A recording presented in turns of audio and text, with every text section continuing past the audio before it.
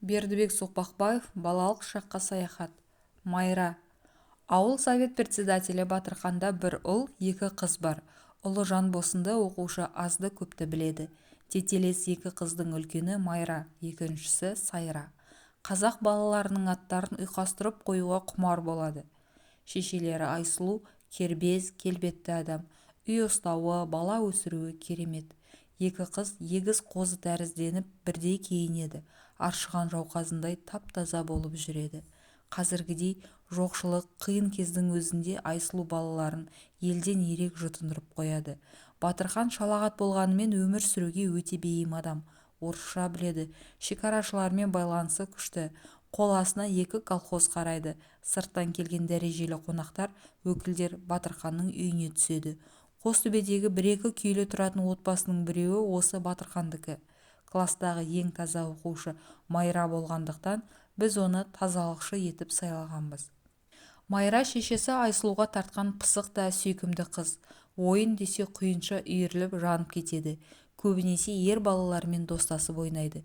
Күнде таңертең оқу басталардың алдында Майра бізді есіктен бір-бірлеп тексеріп кіргізеді. Қолымыздың, құлақ, мойнымыздың тазалығын қарайды. Мін тапса кіргізбейді. Бар жуынып таза боп кел, тырнағыңды сояудай етпей алып кел дейді.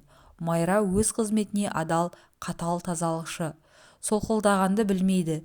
Кімге де болса айтқан істетеді. Ауыл балаларының қай-қайсысы да үсті бастарын күтуге ұқыпты емес.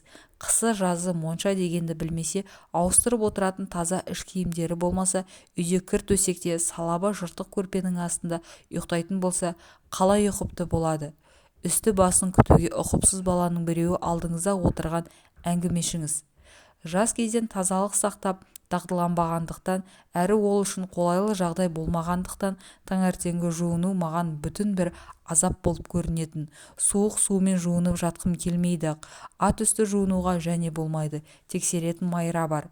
Қолдың күсін, құлақтың ішіне қақ болып тұрып қалатын кірлерді қалайда кетіріп жуынуың керек. Азаптың азабы емей немене? Тырнағы құрғыр да өскішақ. Ызаланып отырып бүгін алып тастасаң, ертең көз тиіп шыға келеді. Тырнақтың қаншалық өскені астындағы кірден білініп тұрады. Ал шаш алдырушы, мен үшін бұл азап қана емес, қасірет. Өйткені табиғат менің басыма шаш орнына ұстара өтпес қалың сым темір қадап қойған. Шашымды кім алса да бір дегеннен ұстарасы жүрмей тұтқырланып қалады. Ту, шашың шаш емес, сым темір ғой, мұндай да қайратты шаш болады екен деп таңырқап жатады. Шошқаның қылындай қатты шаш күшпен әрең сыпырылады. Күшпен жұмсалған ұстара басымның құйқасын қоса сыпырғандай болады. Жаным көзіме көрінеді. Тістеніп аламын да шыдап бағам. Екі көзімді бірдей тарс жұмып алам. Мықшиып жерге кіріп кете жаздаймын. Мен шашымды ұстарасы өткір, қолы жұмсақ деген адамдарға таңдап алғызатын едім. Ондай адам Әубәкір қарт. Қинала бастасам, Әубәкір жігерлендіре біледі. Өй жаман неме, өзің жігіт емес екенсің ғой, біз сендей күнімізде шашымызды қабырғамен алғызатынбыз дейді. Қабырға шашты қалай алады деп таң-тамаша боламын. Жуынуға қол сабын түгіл, кір сабынның өзі тапшы. Ауыл қазақтары сабынды өздері жасайды. Алаботаны шауып алып өртейді де күліне май қосып қайнатады. Қап-қара сабын пайда болады. Кәдімгі қара балшық тәрізді, әрі ауыр, әрі қатты. Қол жууға арналған кішкентай қара сабынды бұзаушық дейді. Бүтін қол бізде бола ма?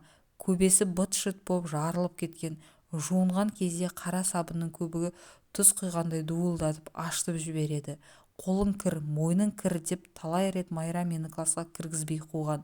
Мен бірден мойындамаймын, дау шығарамын. Менің етімнің өзі сондай қара деймін. Жоқ, мынау еттің қаралығы емес, күс дейді Майра. Қолымның көбесін тырнап дәлелдейді. Тырналанған кезде күс көшеді де ар жағынан ақшылданып тері көрінеді. Енді мойындамасқа лажым қалмайды. Класта Майраның желке тұсында отырамын. Үзіліске шыққанда ол қайда болса сондамын. Әлде қандай бір сиқыр күш мені Майрадан алысқа жібермейді. Арқандаған атша Майраның төңірегінде ұстайды.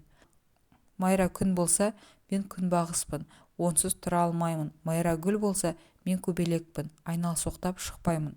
Мектептен қайтып келе жатқанда бойымда табиғат сыйға тартқан қандай өнерім болса, Майраның алдында соны түгел көрсетуге тырысамын.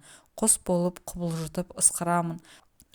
Ары-ордың қайдағы жалпақ жерін таңдап секірем. Жаяу жарыста қалайда озбақ болып жанымды салып жүгірем. Соның бәрінде де көз қиығым Майрада болады. Майраның жүзінен құптағандай белгі көрсем, немесе оның аузын бір тамшы мақтау сөз естісем, онда дүниеде менен бақытты адам жоқ. Жуынып тазалануды қанша азап санасам да, мен мектепке мүмкін болғанша таза келуге тырысатын едім.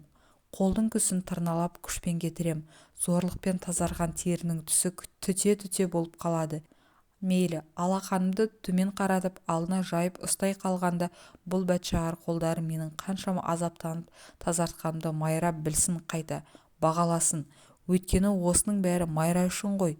Майрадан ескерту алып қызармас үшін, Майраға ұқыпты, таза болып көріну үшін.